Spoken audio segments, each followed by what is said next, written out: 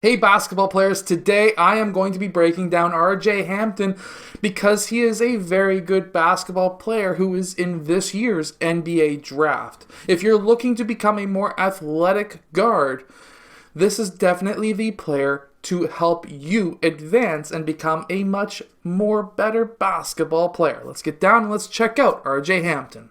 Okay, so here we have J Hampton out in the corner. He's going to get an outlet pass. He could have taken that shot. He was wide open, but instead he attacks the rim. He attacks the baseline. He gets around a bigger defender. The reason why this is possible is because when he caught that ball, he was in the air, and then when he lands, he's able to push off of that right foot. So, if you get a pass and you're looking to attack the rim, jump up and when you're in the air, catch that ball, have a quick hop, and then attack the rim. Now, what he does here is fantastic. When he attacks that rim, he hops off of that right foot, does a 2-foot landing. This is called a hop step or a jump stop. Why this is important is because now you've got yourself balanced so that now you can go into a defender and be able to get that layup, or in this case, a dunk over top of that player. This all started by when he received that kick out pass. He did a quick small hop, pushed off of that right foot, took one dribble, right foot, hop step, jump stop into the defensive player, and ended up being able to finish with a dunk. Now, J Hampton is a very athletic basketball player, especially when it comes to using screens. So right here, he used a screen and he is attacking the bigger defender who is slower than him, and he's able to finish with a dunk. This all started when this player came up from the high post and decided to look like he was going to set a screen. Instead, J Hampton did not use that screen, which pulled off the center's defender, which now allows him to use that center's defender almost as a screen. So what I mean by this is now his own defender, who is faster than the center, is stuck behind the center. He needs to switch off so that this player doesn't get an open shot. And now, because of that, J Hampton's able to attack the rim. And by using screens and defenders against themselves, you can also play like J Hampton. So here we have a big man, his defender's way down here, and this big man is setting a screen for J Hampton. The big man's defender decides to not hedge and come out and defend against the drive or the shot. Now, I wouldn't be surprised that they were not defending the shot, because J Hampton is only a 29% three-point shooter, which is almost at that 30 to 35% or better that you're looking to have as a team, because at 30 to 35%, you're actually making more points for your team than you would be if you're going in for a two-point shot. So that's probably why they're allowing him to shoot, but his big man's defender does not even come out to the middle of the key to cut off the drive.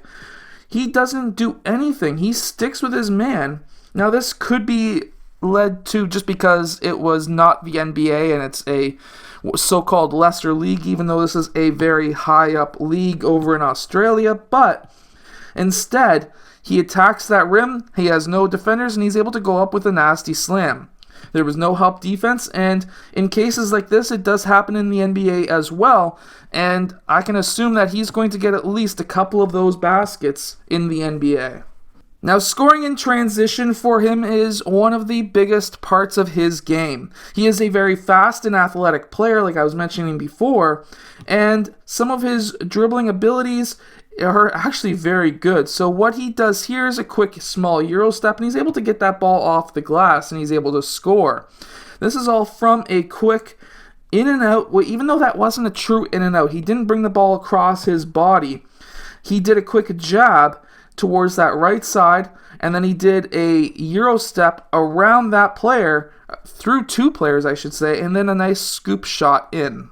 Now, this could be one of his go-to moves, the same move as what he just did in the last clip. All he does is a quick crossover, and then he jabs, almost like a jab cross, but he does the crossover first. That freezes the defender. That's what he just did here. Crossed, jabbed. That gets the defender frozen, and he's able to take one more dribble around that defender and go in for a reverse layup. Now this is a really nice spin move. So it's basically one-on-one. These two players are not in position to come down and play help. So what he does is a quick, hard dribble. He's on his right foot and left foot. He needs to now spin on his right foot. He could have even did a fake spin and pulled back, but instead he spins on his right foot, comes around 1-2, and now he's got a wide open layup. Now this is something that I used to love to do myself. Now I was a lot heavier of a player than he was. I'm 6'2" and my playing weight was 200 pounds when I went down to the States. But what we have here is he is driving in a fast break, one-on-one, technically one-on-3 if these guys could get down and help out in time, but they don't. And what he does is a quick hop step into his player, gets that player out of the way, and he's able to finish with a layup. Now, this is what we call using your size, your body, and in his case, his athleticism. And what he's able to do here is just a quick off of his right foot, hop step in.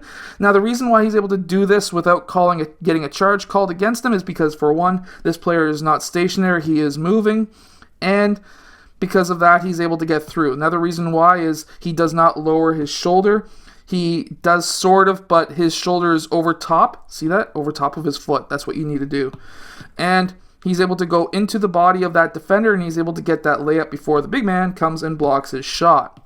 Now, in this last clip that I want to show you, it really does show off his foot speed and his first step quickness. So what we have here is he's driving on a player who's defending at the free throw line.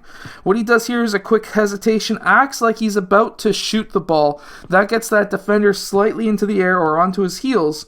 And now he's able to take one very quick first step that gets him beside that player, and then one large step which gets him past the defender, and he's able to lay that ball up.